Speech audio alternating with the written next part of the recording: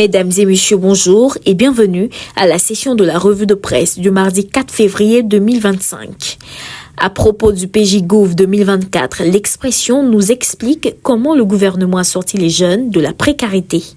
Dans le même sens, l'avenir nous informe que le ministre Mamadou Touré fixe de nouveaux objectifs à ses collaborateurs dans le cadre de la mise en œuvre des programmes d'insertion des jeunes.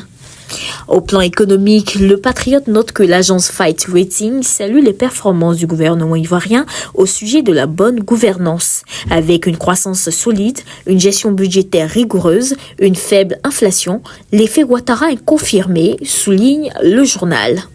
À quelques mois de la présidentielle 2025, Fraternité Matin écrit l'agence américaine Fitch rassure. Le rassemblement nous fait savoir qu'excédé par les critiques répétées de la dette, Adjoumani refroidit Gbagbo.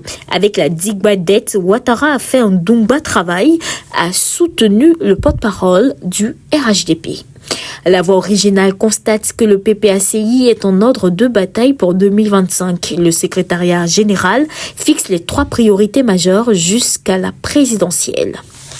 Le mandat nous apprend qu'avant le déploiement de la machine RHDP sur le terrain, Bakongo entame la revue des troupes aujourd'hui. Le Nouveau Réveil nous livre des lignes de la lettre ouverte de Denis Cazion au président de la CEI, Monsieur Cuibière. Évitez-nous une présidentielle foirée et plus chaotique qu'en 2010. Devant l'histoire, vous serez le premier responsable, a-t-il interpellé. L'essor consacre sa une au ministre Pierre Demba qui, lors des présentations des vœux au conseil régional de l'Agnébi-Tiassa, s'est adressé au personnel en ces termes. Les projets sont nombreux, nos ambitions intactes. Soir Info nous rapporte que dans la ville de Mans, un opérateur économique invite des prostituées dans sa chambre d'hôtel et se faire voler 5 millions de francs CFA. Terminons à l'international avec l'Inter qui nous informe que le président de l'Afrique du Sud justifie la présence des soldats sud-africains dans l'est de la République démocratique du Congo.